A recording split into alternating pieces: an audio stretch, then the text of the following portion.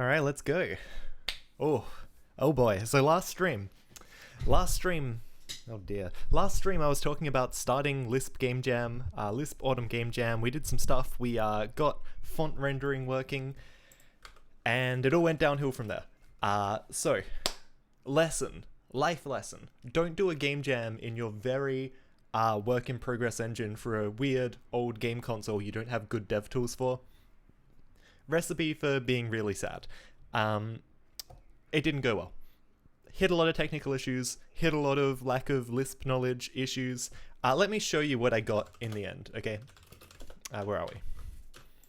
So I've got this nicer startup screen now, which is good. It actually logs things as it's loading Lua files. So I was gonna build like a little dungeon crawler. You'd go through rooms, you would like pick up treasure, and then you'd fight 4 different enemy types and just try and get through a couple of rooms. Turns out my level editor worked perfectly, worked brilliantly, but loading and saving levels did not pan out. So it worked on hardware. It did not work on the it worked on PC. It did not work in hardware. So I made this little wave-based game. It was kind of like a final hour pivot, but it works and it's playable. And so that's it running in an emulator. Here it is running on an actual PlayStation 2.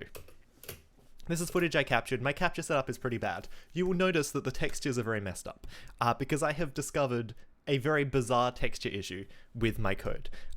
Basically, it thinks all the textures are half the height and width that they actually are, so when you try and give it ST coordinates to reference an area within a texture, you get garbage. Thankfully, there's a really easy fix, right? Because the PlayStation 2 takes texture coordinates, or texture width and height, log 2. So all your textures have to be power of 2 dimensions. I recorded the whole startup here for some reason. I don't know why it's jiggly. It takes over a minute. But if I just add 1 to those numbers as a blanket rule when I run on real hardware, I get things that resemble the actual textures. Again, there's a bit of weird artifacting here from my crappy capture setup. I've got a really janky, cheap USB capture card. I've got a really janky, cheap PS2 HDMI output. So, it's a bit iffy all over the shop, but it works. Yeah, and you can see, right? That says new game, but it's just kind of wishy-washy. Kind of blurred out, kind of washed out. There is some magic, like a magic secret to getting good-looking, crispy 2D pixel graphics on the PlayStation 2. I have not worked that out yet, but we're getting there, right? This was huge. This was a really good opportunity for me to fix some issues. So, for example, at the end of the last stream, we had this kind of weird shimmering or this weird flickering of some of the text. Turns out that I had too many draw commands for a single frame, so I needed to implement double buffering. So I sat down and did that, because if I wanted a game to run and not look like crap, I had to overcome it in the 10 days. So, literally half a day of my 10 days, and I didn't spend loads of time each day on it, and so, a solid chunk of the time I spent doing this was just getting that double buffering working. It wasn't hard, and I had some good help from some people in Discord, which was awesome. It was cool that people were happy to sit down and give me some tips. But yeah, so this works, right? This is a game. This is a playable game. I've done a little bit of refactoring just to split this out from the main code base. So we have PS2 Homebrew live streams. We now have a second repository just for this little dungeon crawler game called FPXJ. Why have I called it FPXJ? I wanted to just mash random letters together so that it had bad SEO. I don't want people to find this, okay? It's not a game I'm proud of. It does have an itch.io page. I have not actually linked this up yet. Okay, so this is still a work in progress, but you can pull this down. Now another problem to overcome was the fact that we have this big lumpy repository that has a bunch of stuff in it. And so in order to split this out, my approach has been let's get this make file up if I can type. Clone this engine, check it out at a certain commit, one exact commit. So this was the commit that I submitted with in the end. My game didn't make it into the jam, by the way. I missed the cutoff hilariously. But we get the engine, and then we just copy extra stuff into it.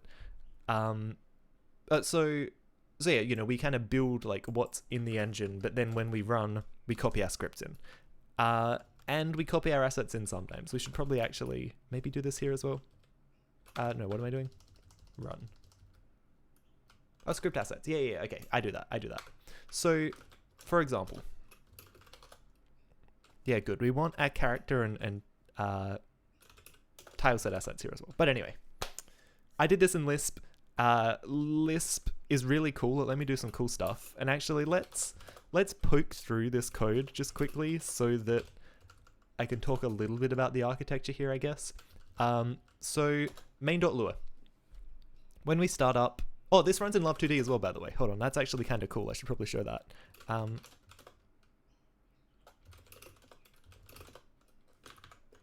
Yeah, sweet. It actually, there we go. Yeah, it runs in Love.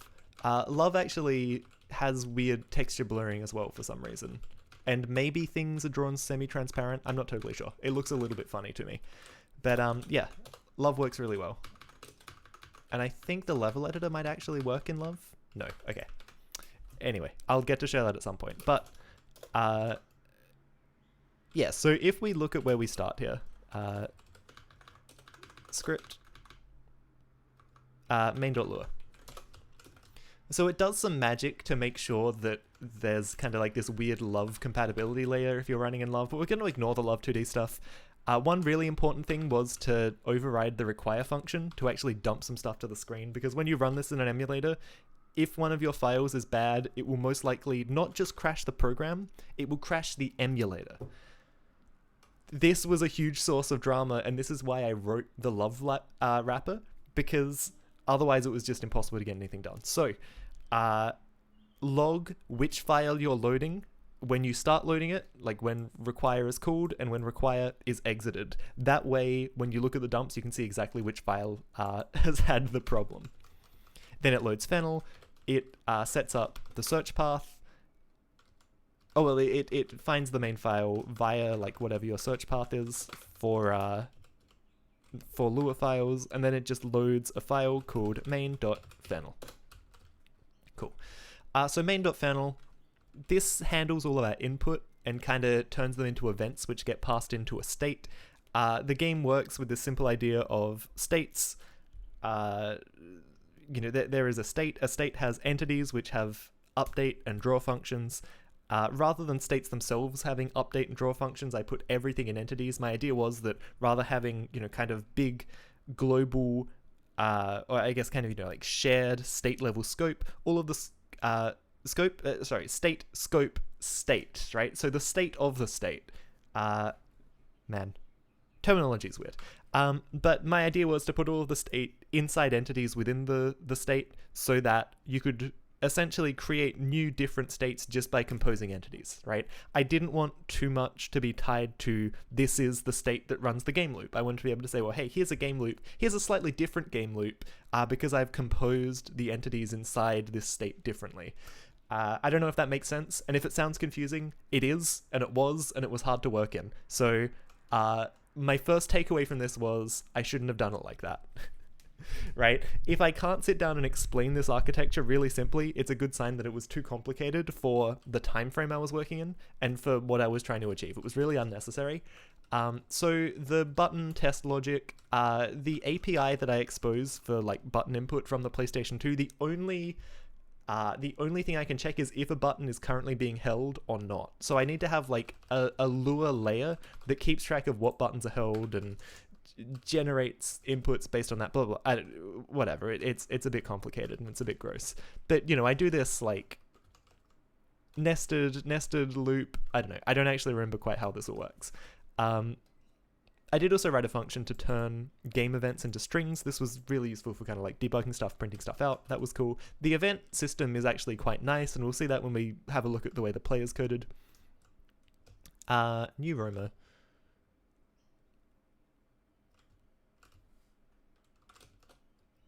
Yeah, cool. Okay, so there's a bunch of weird stuff in here. I don't know why this is in here. It shouldn't be in here.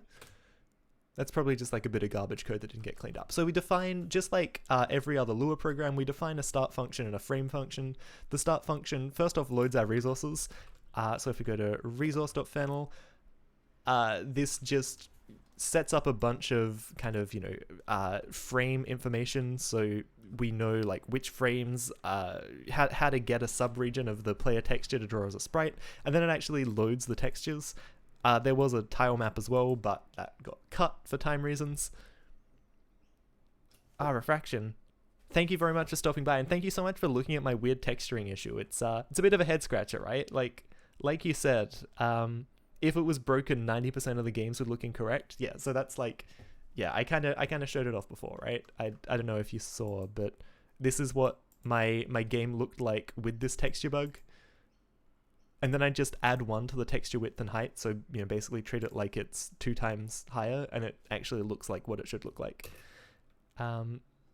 Oh, you only just realized that's me. Yeah.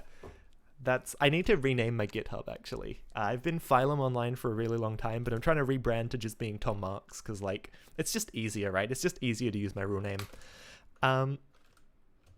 But so one interesting thing about the resource manager is because of the way that I'm loading things and the way that I'm abusing my frame draw buffer, right? So every frame, I get a new buffer, I fill it up with commands to send to the graphic synthesizer, and it gets kicked off. When I load a texture, I use that same buffer, and so what that means is I can't load a texture mid-frame. All my textures have to be loaded before the main draw loop starts. It's a bit gross, but this was my concession to just get this working right now. As it turns out, loading things mid-frame is really important because VRAM is really limited. But again, I need to rethink my whole like DMA stuff. That's going to be a fun thing to do, and that's probably going to be just like a whole stream to get texture loading mid-frame working, but it'll be a big payoff when it works. Yeah, awesome. Thank you so much for saying you look into it. I really do appreciate that. It'd be a good one to crack.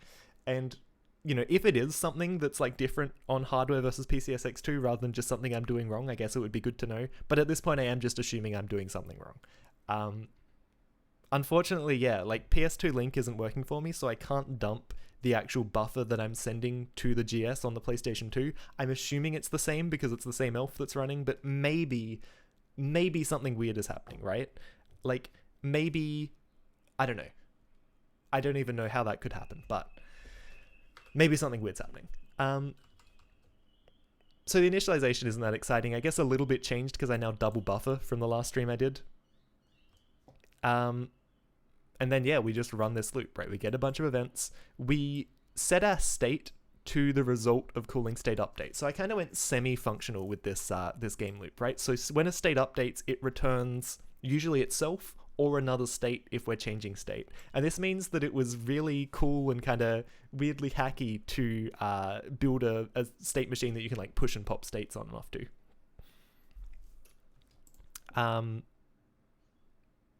And yeah, I was printing a bit of debug information out for a while. Again, really good to have a good, like, simple abstraction for drawing strings to the screen. And this kind of stuff is actually a lot cleaner in Lisp than in just straight Lua, right? Like, concatenating a bunch of stuff together, beautiful with prefix notation. So, let's look at the big one. Let's look at how a state works. Go through every entity, make sure they're within the bounds of the screen, and then draw them. That's pretty straightforward. Update, call each entity's update function, and then, again, entities return themselves or nil, so the next state's entities,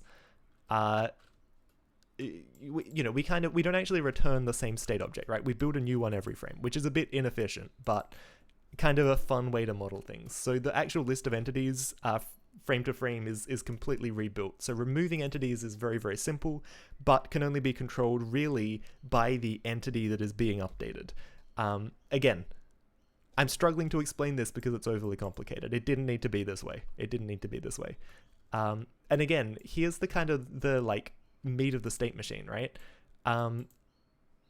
If we've got some flag that says we're like leaving the current state, then we return whatever this state's next reference, whatever state this state references is. Otherwise, we return kind of like generating the successor. Man, this was really fun. This was actually really fun. So if we look at something like the main, So there's game and there's game 2. Game is like the actual game that I want to make, which is like the 2D dungeon crawler. Game 2 is the crappy wave-based thing, okay? And so the main thing, like, we've got a bunch of weird utility functions. And because, like I was saying, I wanted our states to be, rather than having logic in an actual state, all of the logic would be contained in entities so that we could compose things. So for example, the logic that focuses the camera on the player, that's an entity, right? So you could add this to any state and it would work. So if you had like the main game loop, if you wanted this to be part of the level editor, you could pull this entity in there as well and it would just work. Similarly, I kind of have like a generic entity for thing that can be collided with that does thing. So, moving like a door or something, I guess. This doesn't get used. A lot of this stuff doesn't get used. I cut out so much of this stuff. But yeah, setting up a state. I really want to show one of these stupid state transitions because they're really fun. If I look maybe at the main menu, right? Yeah, here we go. So another really like fun abstraction, I think. You've got a list of options, you've got a list of actions that correspond to those options. A little bit wishy-washy. These should probably be tied together more concretely, but it got the job done for a 10-day game jam. When you change state, and this is a perfect representation of the dumb stuff that I had to work around because I tried to be too smart for my own good on a 10-day deadline when I don't really know Lisp that well, right? So when you move to a new game, so first off, you make this is the game state, right? Game.new, this gives us back a new game state. And we also keep track of whatever the current state's old update function is. So whatever this state would do to generate the next frame, we sit on that function. And then we override the state's update function. So the next time we update, instead of doing whatever was in old, now we store an old update, we create, so game here is actually the function that creates a game. There's like a little bit of overlap here, I guess, in concepts. And it's muddy, it's messy. So game is a function that creates a state. We actually create the state object, the state table here, and then we return that ultimately from this update function. So when update gets called, it gives us back the new state, and this becomes the state that our game loop then runs with.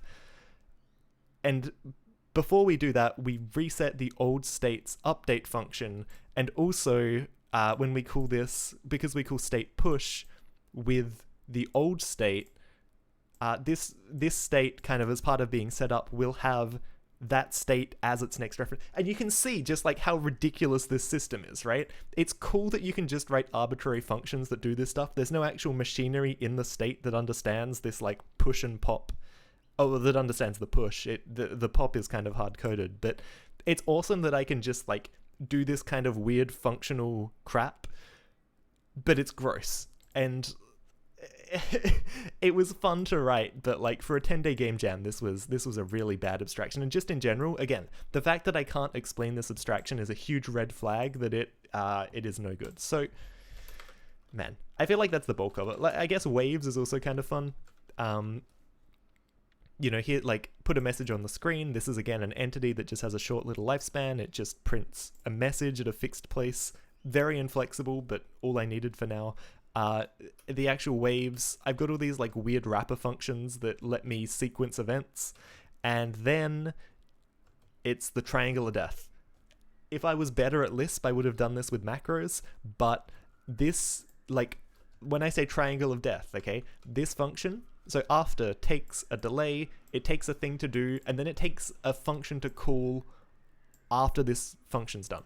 So we wait for 0 seconds, and then we start the wave. And then once that's complete, we wait for 3 seconds, and then we spawn the first entities. And then once that's done, we wait for 5 seconds, and then we spawn the next entities. And then once that's done, we wait for 2 seconds and then spawn the next entities. And then we wait until all those entities are dead, right? But all of these functions, right, this is an open... Let me show you the end, right? Let me show you the end. So all these things just open new functions, and then the triangle of doom is closed. It's disgusting. Again, macros could make this really clean. I'm not good enough at macros, and I was on a really tight deadline at this point. But it was kind of cool, right? It was kind of cool. So yeah, so that's how the game works, right? That's how my ridiculous Lisp game engine, by someone trying to be smart, but they actually don't know Lisp that well, came up with. Right? And I'm really happy that it lives very independently from the engine code at the end of the day. Like, it can have its own repo. That's awesome. So what I want to start doing here is to cut out a lot of this crap and try and rewrite this in straight Lua. The other reason I think I want to move away from Fennel, by the way, if we look at this, okay, when I run this, so here my program starts executing, right? I don't know why it's so jiggly. It takes a minute to start up. Why does it take a minute to just load a couple of Lua files on the PlayStation 2 over PS2 Link? I do not know, but that's not good enough, right? It needs to start up quicker than that. I have theories about what I can do to speed it up. I might have to write my own I/O rather than using whatever Lua implements, but oh man. Yeah, it's really stupid for now, and I suspect that Fennel is adding overhead to that, so I'm going to actually just pivot away from Fennel. So, let's just start this. Lua gut. We're going to pull it apart, we're going to rewrite it simpler. So first things first, actually, let's clean up some of these files we don't need. So script, what don't we need? Actually, I already did this. No, sorry, VRAM can go. VRAM can go. And GIF can go. Is there anything else that is PS2 const, script, PS2 init? Cool. I don't want to duplicate things that are part of the core engine, right? That would be bad. So, how am I going to do this? How am I going to do this and not make it really ugly? I should probably start at the edges, but also the most ugly thing about this is the core. So I think I just bite the bullet and start from nothing. Let's go main.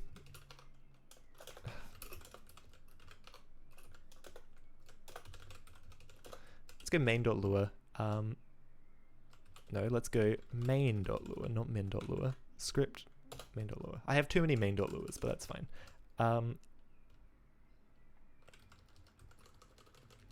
So we don't want our entry point to be main.fennel. Maybe we just have our entry point here. Okay, we're gutting it. We're gutting it. And then we're just gonna start. Okay, it's all gonna start here. It's all gonna start here. So let's get main.fennel up. Okay, local d2d require draw 2d. What else do we need? Local VRAM equals. Cool. Oh yeah, the input stuff. Oh, this is going to be so annoying. Refraction. The jiggling would imply your code isn't getting the correct field setting. Ah, okay. I'm doing double strike, but still interlacing it. Yeah, actually, I think I do have field set wrong. That makes sense. Because I was originally going to do interlaced in the interest of using less VRAM, but I've ended up just going progressive, and I wonder if that would clean up the actual sprites as well. Interesting. Okay, that's something to play with. That's something to not play with right now because it's going to be really boring, but I will definitely play with that. I will definitely play with that. Okay, so we want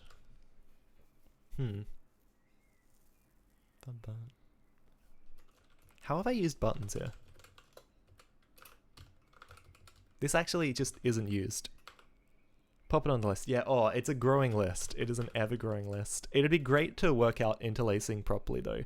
I've got a lot of thoughts about how I can manage VRAM, and it's really exciting. And once I get like dynamic, like mid-frame texture loading working, it'll be cool. Because again, like I don't know if people know. I think the GS has is it 9.6 gigabytes per second or something that it can do? like in terms of sending things from EE to GS, there's a lot of intercomponent bandwidth, right? Like for 4 megabytes of VRAM, I can't remember how many times per frame you could completely refill VRAM just on that raw bandwidth, but it's like many times over. Okay. So I guess one of the things that was really awkward about this code was having to have events be so far away from everything happening. It would probably be nicer to just have a love style on pressed function, right? That would be a nicer thing to pass in, or a nicer thing to be able to have. And so like a state could hook into this on press function. So what would this look like? So let's do the obvious stuff, right? ps2 prog.start. Yeah, the PS2 does a lot of post-processing just by drawing like crazy. A lot of devs did a lot of overdraw. That's what I feel looking at PS2 games, right? When I look at even I've read an article. There's an article about development of Shadow of the Colossus floating around somewhere, and they talk about fur, and I don't know if they say it explicitly, but it really sounds like their approach to fur was just draw a whole, like a crap load of things over each other, right?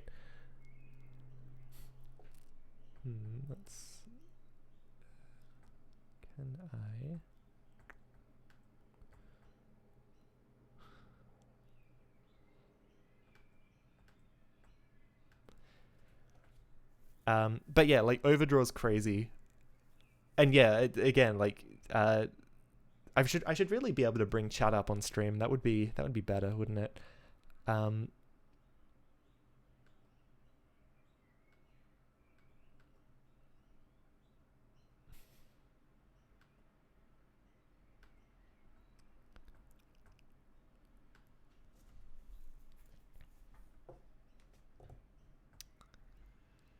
Let's just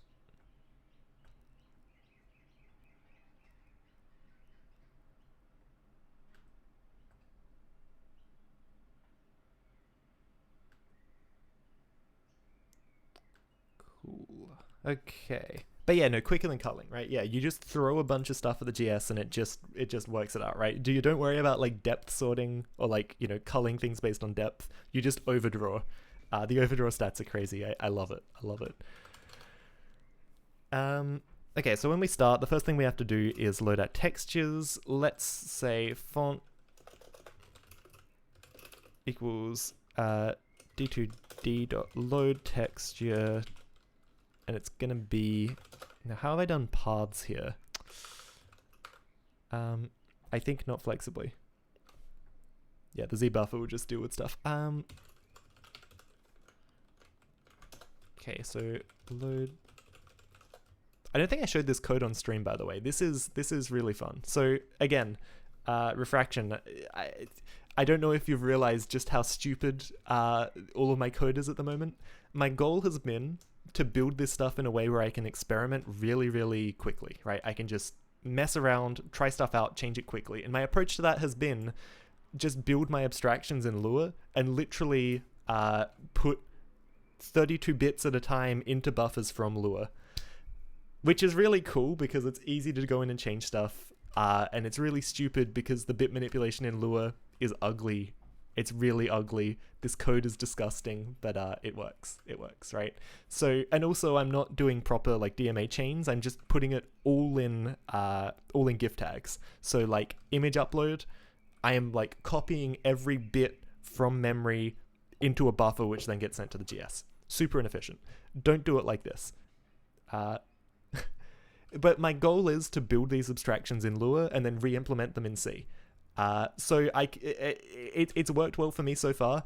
I've hit a few limitations. One of these things, you asked for the build because you don't want to mess with Lua. It should just build from the Docker image, right? It should be fine. And it's cool to just fiddle around with things. It's a little bit faster. When I draw a sprite, I check to see if there's the currently set texture. Like, I keep track of the last texture I drew, and if it changes, then I have to like reset all of these fields. And one of these fields, like text O is such a bizarre packing, right? Like literally one of the fields overruns the first 32-bit word into the second 32-bit word. It's so disgusting. I hate it. But I had to implement that one in C. Everything else is pushing bits into buffers directly in Lua. DFO Derek, thank you very much for the follow. I appreciate it. Welcome to the show. Not on Linux either. Wow. I can't imagine, now that I've gone full Linux, I can't imagine doing dev not on Linux. Script main.lua. Okay. In conclusion, that didn't answer what I was thinking. Oh yeah. Load texture. Yeah, okay. I'm using crappy parts here. We're gonna stick to crappy and flexible parts for now. That'll be good. That'll be good. Main.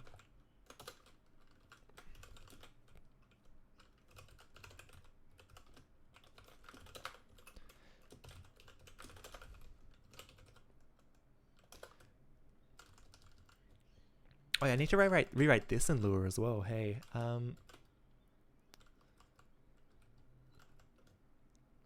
yeah, you.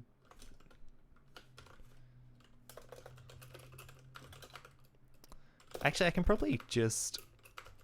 I probably don't need a reference to this anyway, right? And then.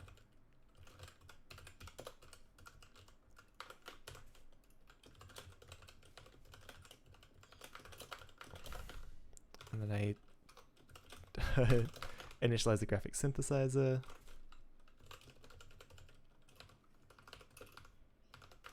And yeah, this is where I need to not send this, right? I need to send the other one.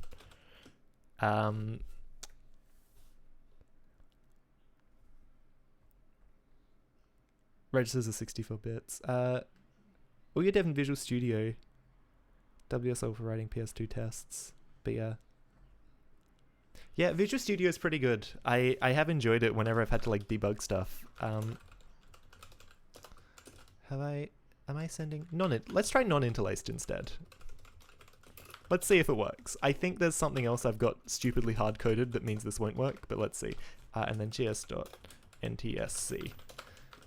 The superior video mode. The superior video region, I guess. Okay, so now we need our frame buffers.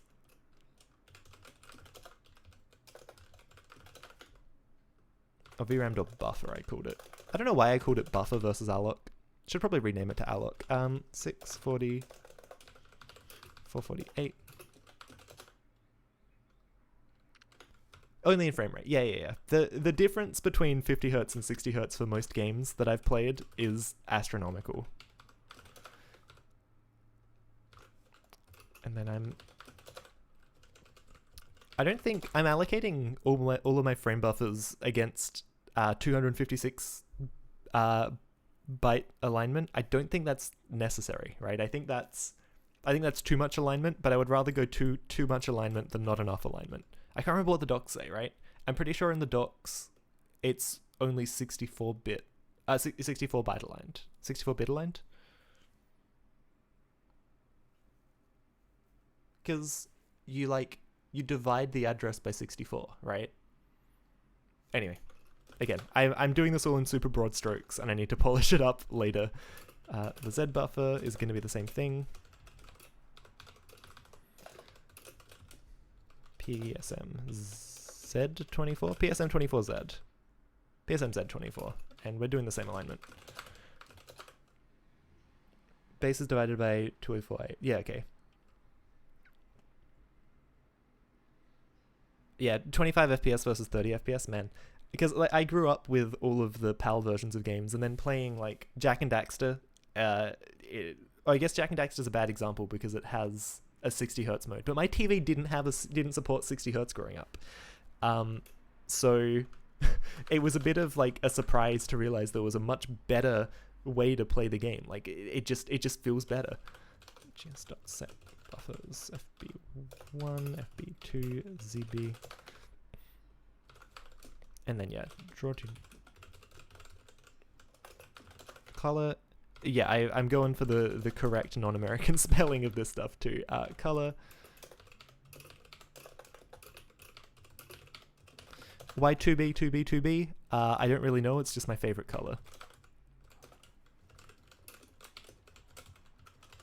You know, my favorite like background color. It's up there with the classic like XNA background fill, right?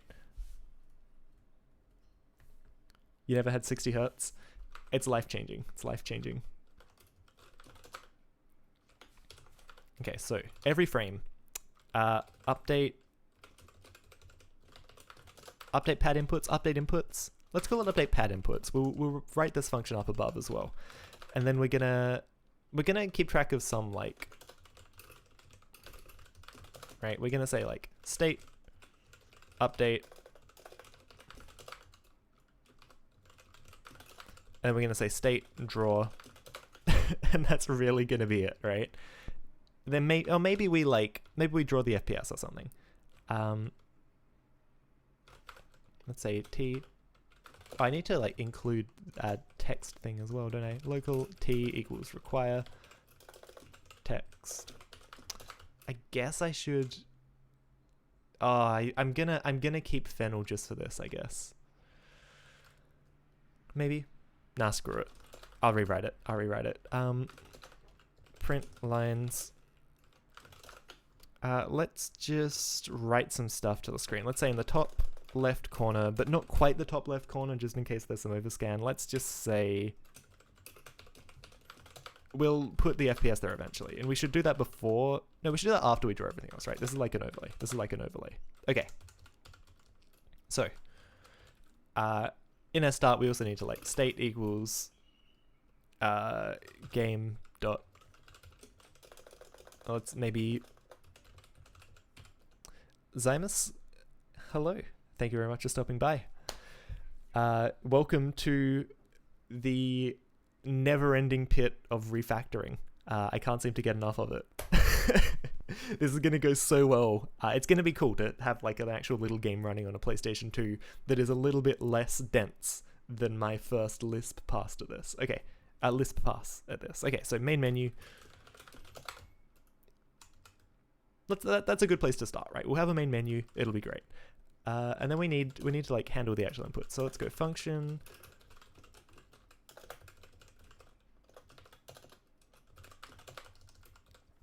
So.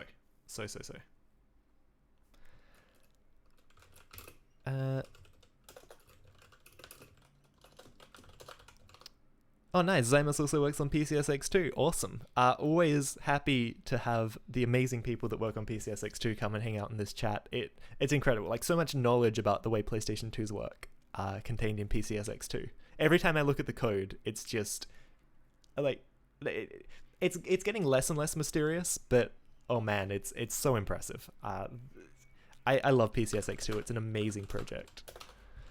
So we need like a map, right, between a button and a button state. So pad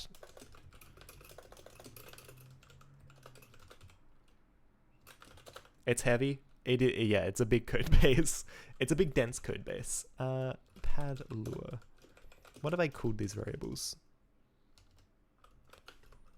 Pad X, pad. I've just called them left, right, up, down. So say left. I actually want this to be false, right? We're not holding any buttons by default. Pad dot right.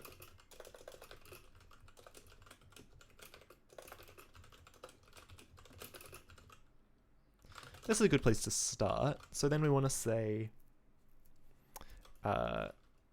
for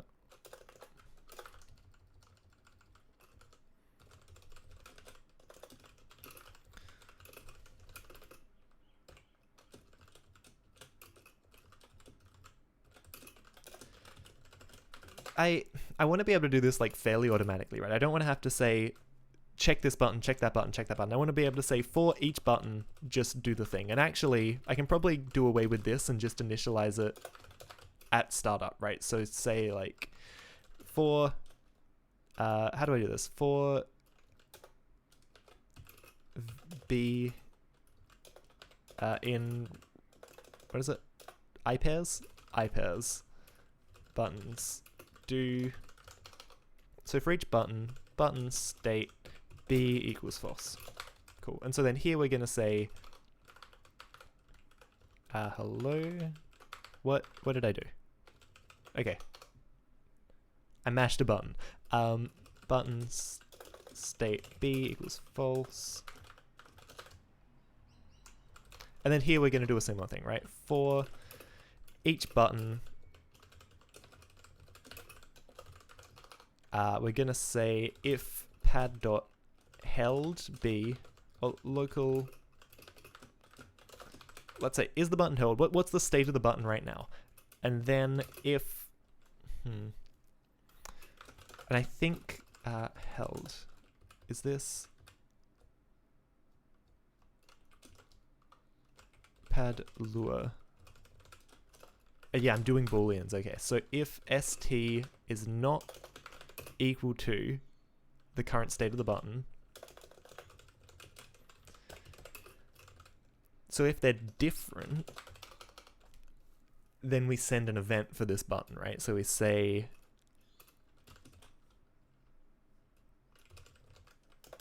you got input event, we give it the button, and we give it the new state, right? I don't know. Maybe we should have an on press and on release.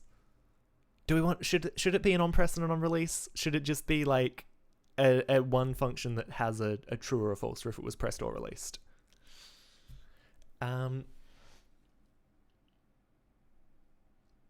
But also, is this going to end up in a state where, you know, here we know if a button is being held or not, right? Or I guess, you know, we can ask like pad.held. I guess we can ask this anywhere though. This is global state. The actual concept of has it just been pressed or not needs to be centralized somewhere.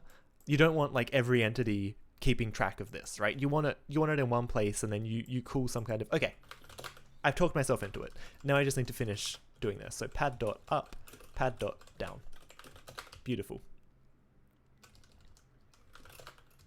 And then, okay, so I need to port text, and I need some kind of like local main menu equals require main menu. Cool. Cool. Okay. Depends what you want to use the press for. It's a very broad question, right? There's only like one way to handle input in a game engine, right? It's all the same. Okay. Oh, hold on. I need to do a few more things in this frame as well. I need to actually like start the frame. Yeah, that's the one. Frame start, frame end. Let's do that here. D2D frame start. D2D frame. After we draw here, frame end. Otherwise, that would be drawn into a buffer that is just kind of thrown into the abyss. We should also set the color. Set color. Yeah, cool. 255, 255, 255, and we're going to say 0x80. I don't know why, but for some reason this seems to be like the middle of the road value for PS2 transparency. I don't know what range of possible like alpha values you can have, right? I know I've read something. One of the PCSX2 like progress reports talked about this. I can't remember the exact details. Okay. This looks good. Alpha goes from 0 to 2. Yeah. So why does alpha go from 0 to 2? Why? What's the benefit? Or is it just a design decision that is completely different to the way everyone else has done it before or since?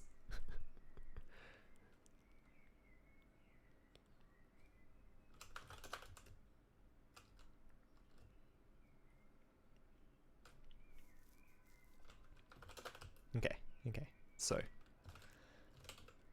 let's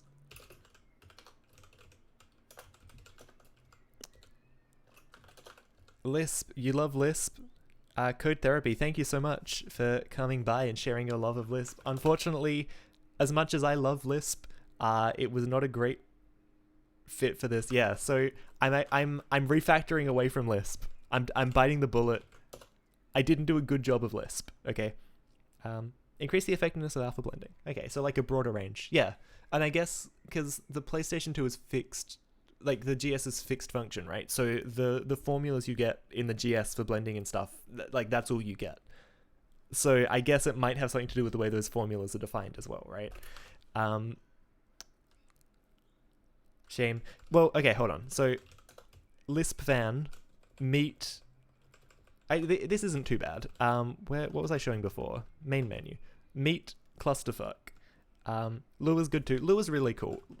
I like the idea of Lisp. One of the problems as well I was running into with this is that I can't actually dynamically reload things on the PlayStation 2.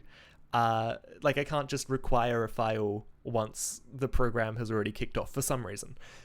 So the problem with that is like if I'm not reloading things, it wasn't feeling very Lispy, right? And I ended up with a lot of like weird state and a lot of sets, and it just wasn't clicking. It just wasn't clicking. But like I described this before, right? I have this really awesome system where a state, if you want to change state, you have to actually like override the update function of the state so that it returns a new state. But then it also, in the function where it returns the new state, it resets itself to the old update function, which then gets called the next time the state.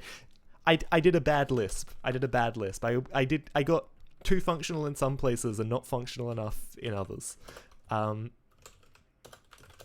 it was a fun learning experience. I really recommend working in Lisp. At least like as a first prototype, even if you pivot away like I'm doing. Very educational.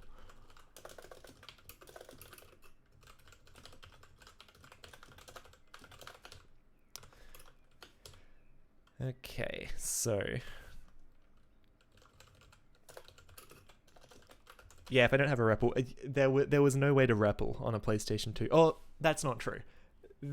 I would like to do it at one point. I ported Chibi Scheme to the PlayStation 2 as well, and that is probably gonna be like longer term the Lisp that I'm more interested in on a PlayStation 2. But yeah, like that I've got a lot of stuff to learn about before I get too far in there. So font equals nil. And that we're just like exporting 3 functions, right? Well, hold on, I need to get back into Lisp zone. Local text equals, and we're returning, and then function text dot print lines. Okay, so we're copying the algorithm, right? We're copying the algorithm.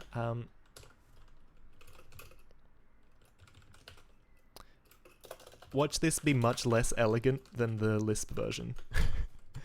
For in iPairs. Is that how this works? Code Therapy, thank you very much for the follow. Always lovely to pick up a new functional program, or a new like Lisp enthusiast, functional programming enthusiast, Haskell enthusiast, PlayStation 2 enthusiast. Anyone with weird niche interests is very much at home here. I love hearing about whatever like weird stuff people are working on. Are you what like you're obviously passionate about Lisp. What Lisp projects do you have on the go?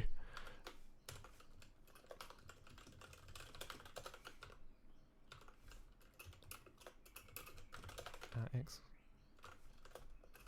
Yeah, hold on. This is what I was doing, right? So printing lines, right? So this is y plus I times 16. Because yeah, like each string you advance 16 characters because it's a 16 high font. That was good. That was good. Also, does this fly? Do I need to wrap this in something? I don't really know the Lua syntax. Cool. So draw string. Yeah, I was doing this recursively before, and actually when I was drawing a lot of strings to the screen, I was getting really bad performance on the actual PlayStation 2, so maybe I need to do this not recursive, as sad as that is. Line X, Y. Okay, so when we draw a string, we're going to say for each character in the string. C in Lua how to iterate string.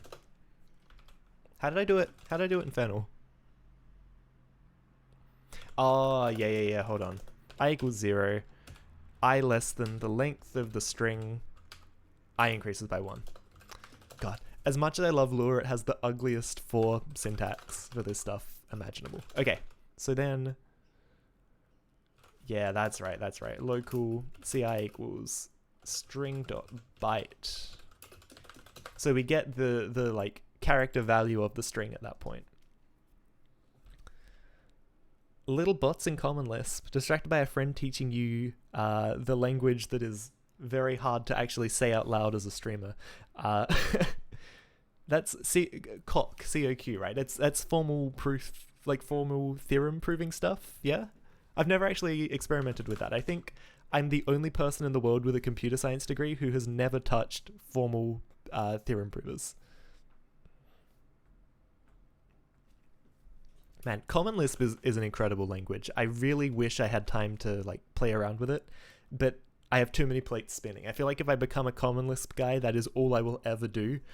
Because it's like, I feel like once you get a taste for it, it's hard to break out. Okay, so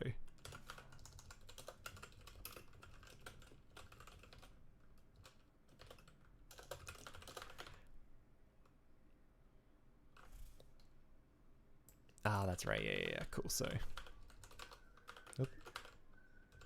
what do I keep bumping that freaking annihilates these lines and also destroys the history? It's weird.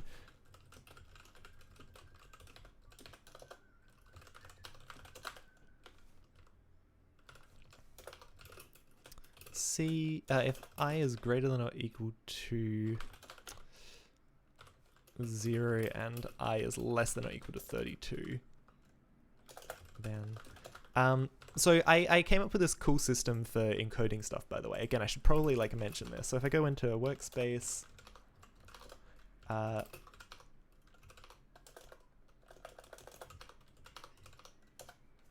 so if you look at this, the normal font lives up here, like from index 0 to index 96 or whatever, and then the bottom row I have a few special characters. So I was like playing around with a few different things I could draw, but I drew myself like the PlayStation 2 icons so that I could so I could show them on screen. And so I encode this as character 0, like ASCII value 0, ASCII value 1, 2, 3, etc. And then I've got my name a little bit bigger and nicer than the pixel font. So that was a fun little way to approach this, right? Because, again, what is a PlayStation 2 game without, like the Sly Cooper jump and hit the circle button? But the circle button is actually the circle button in the string. Everyone's got to have their own little way of encoding that.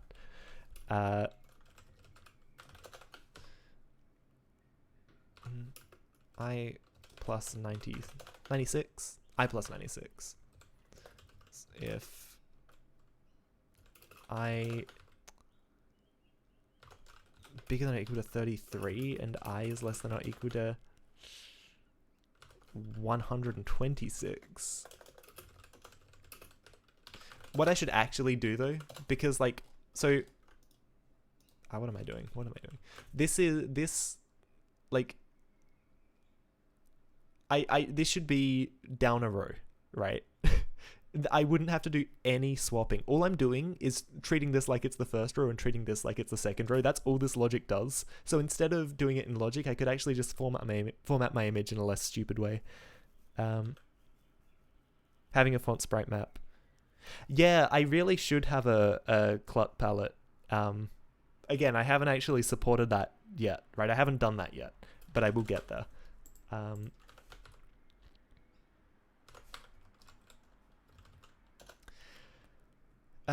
Should I just like error if this is bad?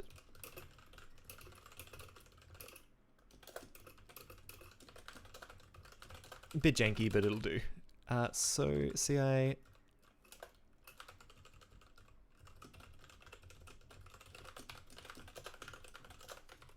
we get the character index, and then yeah, a bit of magic logic here, right? So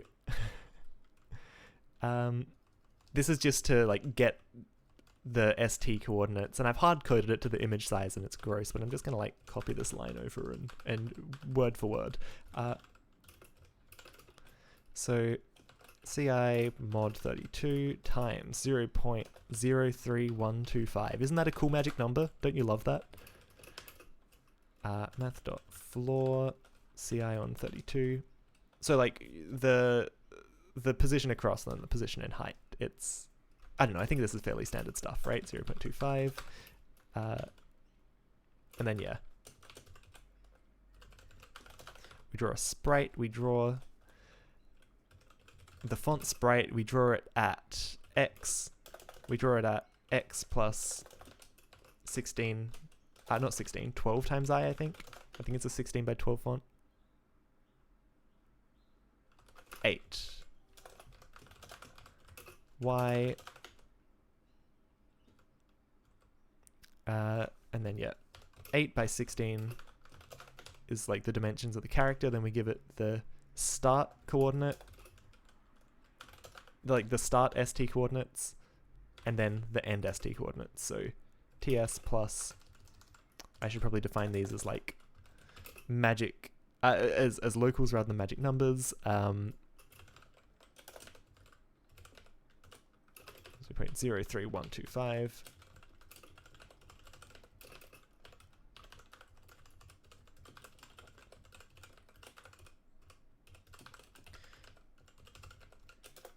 Car height t. So then this ts plus car width s. This line is too long. Width s. Let's just drop the end down. We'll be fine. We'll be fine. And then tt plus car width, car height t. And now we actually don't recurse. We've broken out of our recursive slow drawstring into something that will hopefully perform a lot better. I like it. I like it. Okay. This is feeling good. This is feeling good. This is feeling a lot more natural for me so far. And we return text at the end. Good. I need to... Actually, no. This is the only function we need to export. Cool. Okay, so now if we go back to our main.lua, if we go back to our correct main.lua, the only thing we're missing is this main menu.new. So let's script main menu.lua.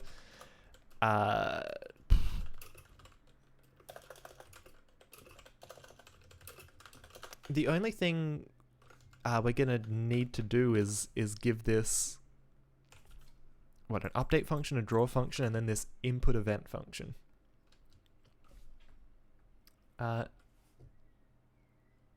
Normalizing my own values with hard values. Well, so for font rendering, I'm like, it's an 8 by 16 pixel font. Like, I'm hard coding the 8 by 16 pixelness to the font, so I may as well hard code the ST stuff as well. For now, I'm gonna build better abstractions later, right?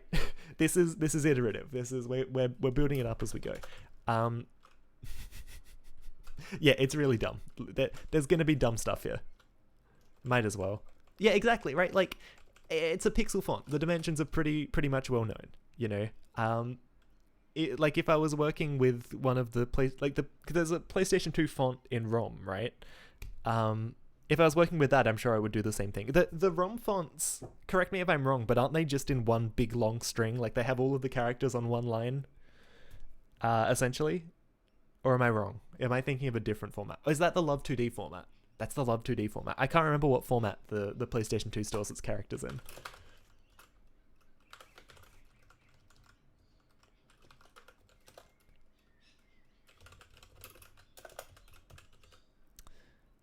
PS2 is the same. Yeah, cool.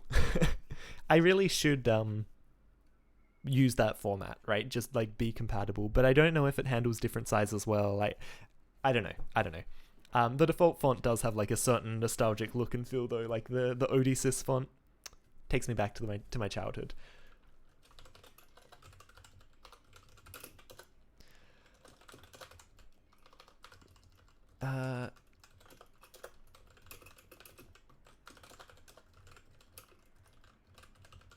What am I doing? Hold on, let's be a little bit smarter here.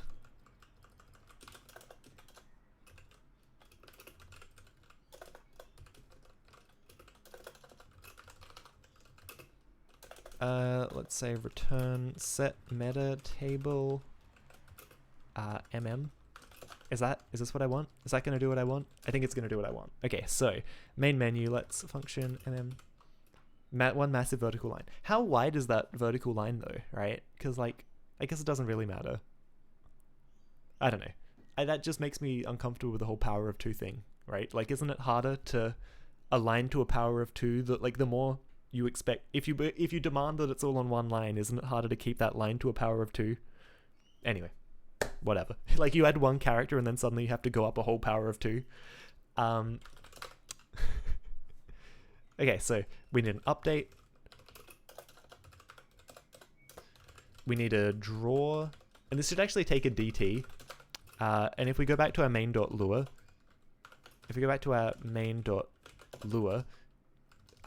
update, wait, did I say draw? That's the wrong one. Our update should take a DT, right? And also, actually, we should make this a method rather than a function. Update, right? Because we're running in an embedded system, we pretty much know that we're gonna be at 60 FPS. We're just gonna, like, smash this out.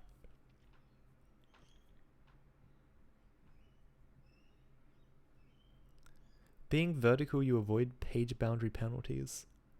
A lot of games clear the screen in vertical strips. Oh, one massive vertical line. Horizontal or vertical? I had that whole conversation thinking horizontal. The page width. I don't know. There's a whole section in the vertical. There's a whole section in the GS hardware manuals about, like, pixel formats, and I read it and it all went over my head. I saw there were words on the page, but I tried to think about the words and they just did not enter my brain. It was too many words and not enough, like, I just need to experiment with this stuff to work it out. Anyway, we're updating at a fixed delta time. That's cool. Let's go input event. Input event. We're going to have a button and we're going to have a S, I guess, for the state. Print BS. And then we can say print BS, which is fun. Okay, so. Let's have a nice... I think this is everything we need to actually run this. Let's see what happens. Oh, hold on. Engine... Do I not? Hold on. 3D... What is... I normally have a file called nvim.local, which has a few, like, bindings. Yeah, the way the memory is set up for the GS, like, it's weird. It's really weird. Hello? Where is it? nvim local, yeah. CP, nvim local. Okay, cool. So now I can run just with a nice little bind. And let's see, this is probably going to crash. And it crashed. But that's fine. Unexpected symbol, main 48.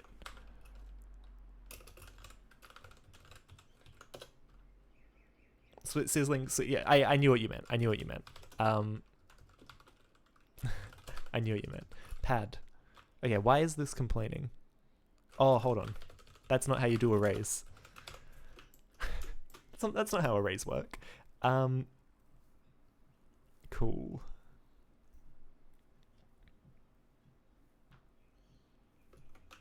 And I'm guessing something's gone wrong here. Yeah, here we go. So I probably...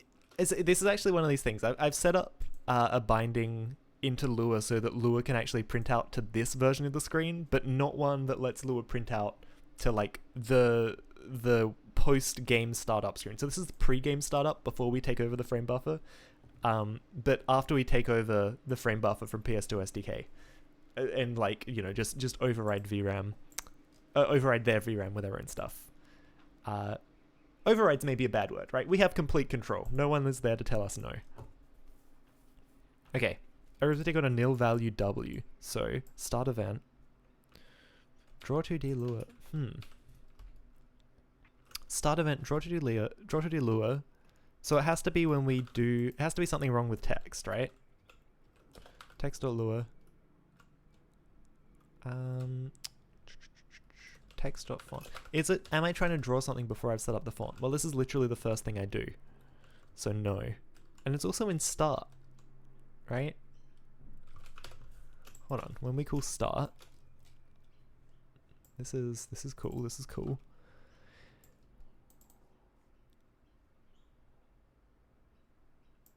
Frame event. Sorry, no. Okay. Oh no, start event. Attempted to perform a arithmetic value on a nil. Arithmetic on a nil value, local width. So draw Lua 147. Okay. Dot Lua. View size width times load text. I didn't give it texture dimensions. This is another really stupid thing about my code. You can't just load a texture. You have to give it dimensions. My TGA parser is in C, but my texture loader. Well, I could do this. But I just haven't like actually passed the information back up from C into Lua yet. So this is 256 by 64, I think, if memory serves. Either way, it'll probably work just with that change. Even if it allocates a little bit too much memory, it should be fine.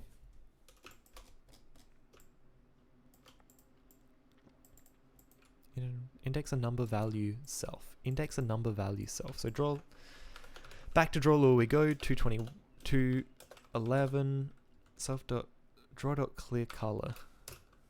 That is because I haven't used a colon. Okay, here we go. Attempted to call nil method update. Oh, that's because I've done the meta table wrong, right? Main menu.lua. Yeah, you've got to do this one. Is that it? I think that's how you do it. Attempt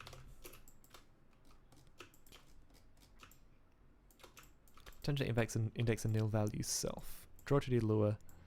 Attempt to index a nil value self. So I'm using a dot instead of a colon again somewhere annoyingly. Script. Pretty sure here. Pretty sure in several places. There we go. Now we're clearing the screen. And okay, looks like we're pretty good, except we're not actually drawing. We should be drawing something here, right? Let's see if we can just spam the console a bit. Or spam the, yeah. So we're ticking, right? It's happening. Are we hitting the update function of the main menu? Oh, I've actually, I forgot I had that bound up as well. I can press a button and hopefully see something.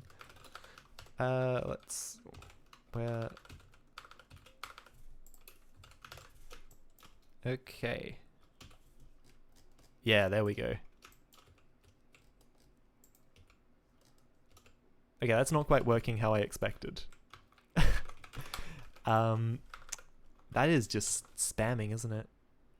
Oh, hold on. Okay, so when you check your button state, okay, so you loop over all your buttons, you get the state of the button, you check like you get if like the button is physically held, you check the state that we're tracking. Here's the important thing. Button state B equals ST. Okay, you have to actually update what you're storing, otherwise it's just going to spam the hell out of everything. Okay, you ready? Now it actually, like, we get an up and a down event. That's really cool. Okay. Beautiful. We're not drawing yet, though. Text.lua. Draw L X Y plus I times 16. Let's just see what it thinks. Never hitting it. Never hitting it? Because I think I need to wrap this like that, and now it's gonna work. I can't really. I'm always a bit iffy on okay, yeah. I'm always a bit iffy on how Lua deals with varargs, but that seems good. Attempted to compare number with nil. Attempt to compare number with nil. Text.lua, line 8. Okay, get character index. This is giving us nil.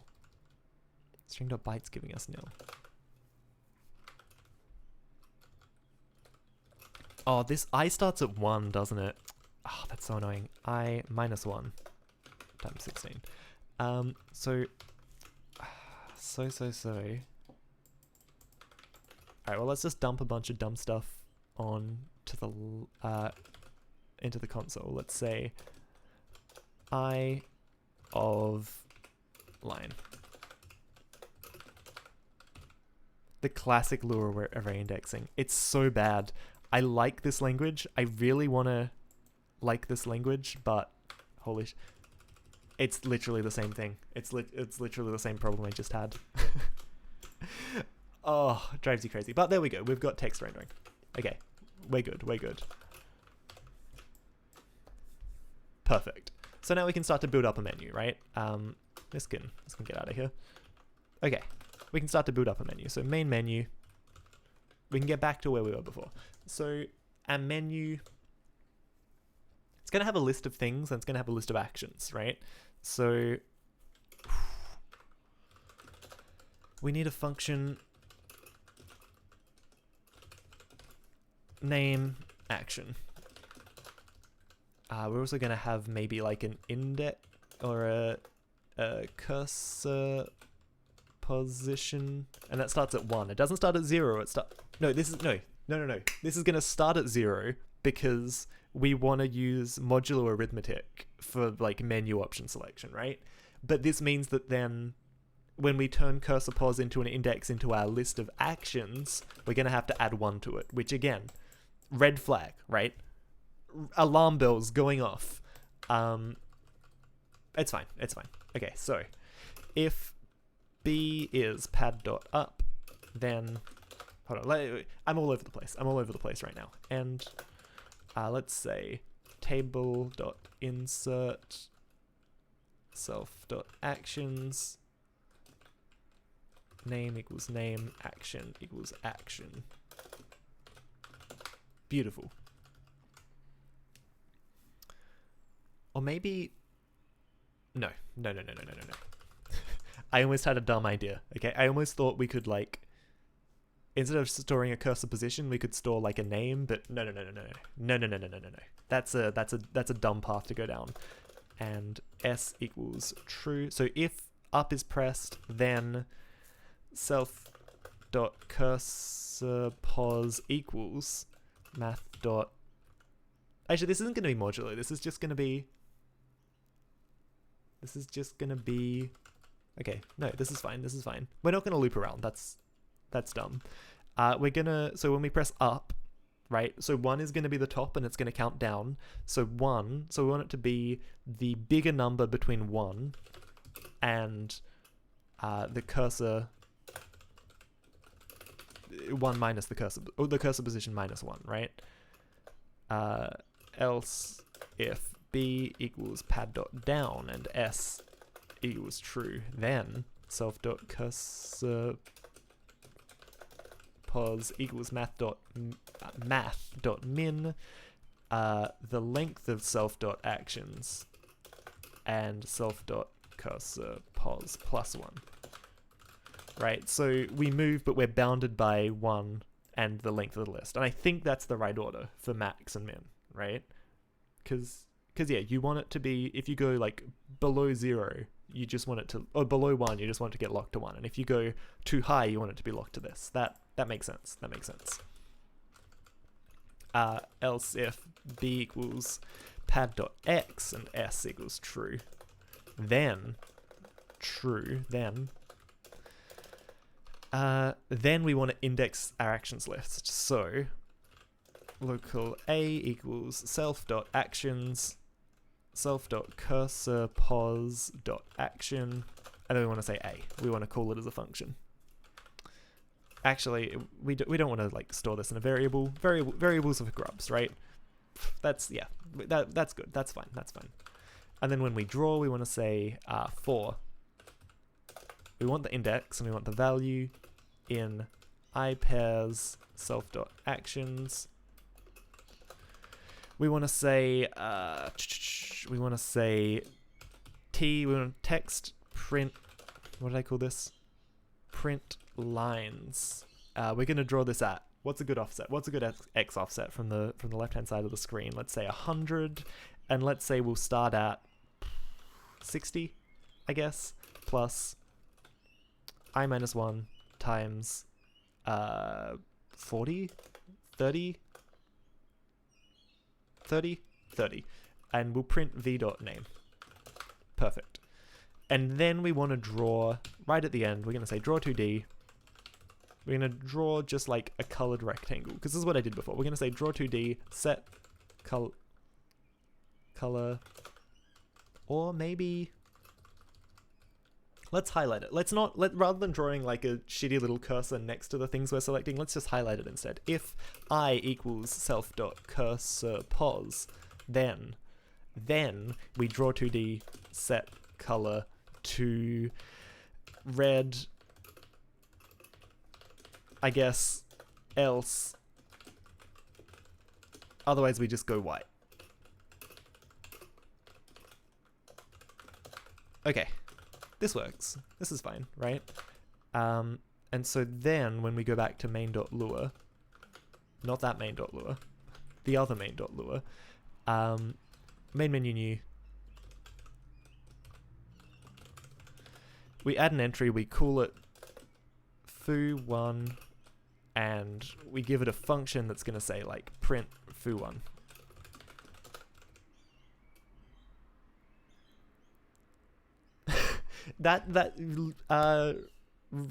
Refraction PCSX2 says I could put a lower Z value for my text and then use the depth test, right? And that's a very PlayStation 2 way of doing this, right?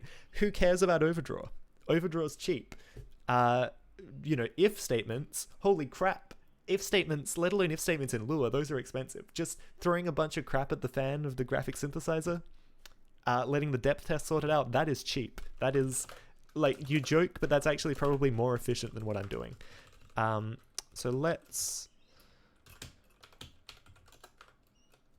just do a quick find and oh no, I didn't want to do that. Let's do a quick find and replace here.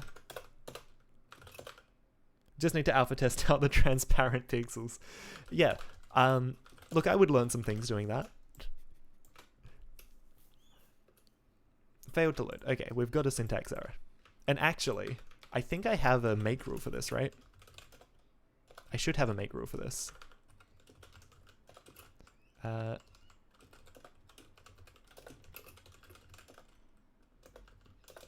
Lua lint. Oh wait, no, hold on. I want to go. Yeah, lots of these rules I'm calling recursively, but I actually want to Lua 5.1, I think. P script start.lua. I think that's going to be like a. Yeah, there we go. Cool. That's going to actually give us syntax errors. Oh, I don't want the out. I don't want. Yeah, so you've got to alpha test out transparent pixels of your text for the depth buffer because you don't want them writing to the depth buffer. Man, I don't know. I've got to learn this stuff. I have limited experience doing depth blending, like not on a PlayStation 2, let alone whatever extra stuff there. Because like, I don't know, fixed function rendering, I don't know. Cool. So, script, mains, line 74, unexpected thing. 74. Something, oh, missing parentheses. It'll get you. Okay. Now this should pass, and it crashes. And this happened to me a lot when I tried to do the game jam. So Lua lint, okay, Lua lint does actually pick something up. Not too bad on PS2. Yeah. Oh yeah, it's very well documented. That is for sure. Main menu .lua expected close. Main menu.lua expected close actions name is action action equals action end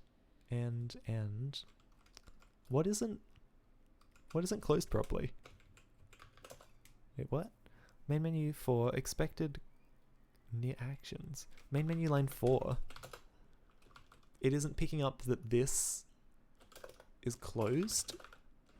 Oh, I'm missing commas. There you go. There's always something simple. I was ready for that to be like bizarre. And then I haven't included things here, so let's go. Local.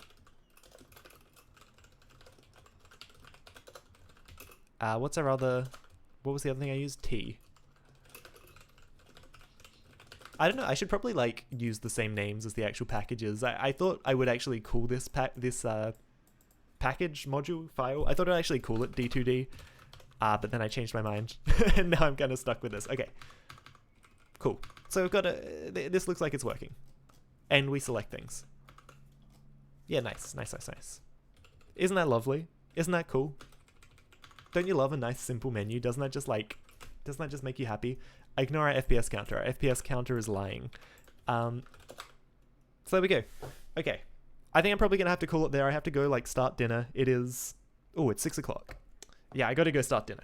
I'm going to make myself some yellow curry. It's going to be great. It's going to be awesome. So this was cool. I talked about what went well and what went wrong in my feeble attempt at a Lisp Game Jam. I'm now going to rewrite this game in Lua, get a little thing running that people can download and try out. Zymus is now following. Did that? Yeah, awesome. Thank you so much. Sorry, I thought I'd already seen that alert for some reason. That must have been the previous one. 7 a.m. You need to go to sleep. Holy crap. Yeah. So thanks so much everyone for tuning in. It's awesome having PCSX2 devs come and hang out. Huge wealth of knowledge about the PlayStation 2, as I said before. Thank you everyone tuning in. Thanks to everyone watching on YouTube, because there are people watching these on YouTube, which is amazing, blowing my mind.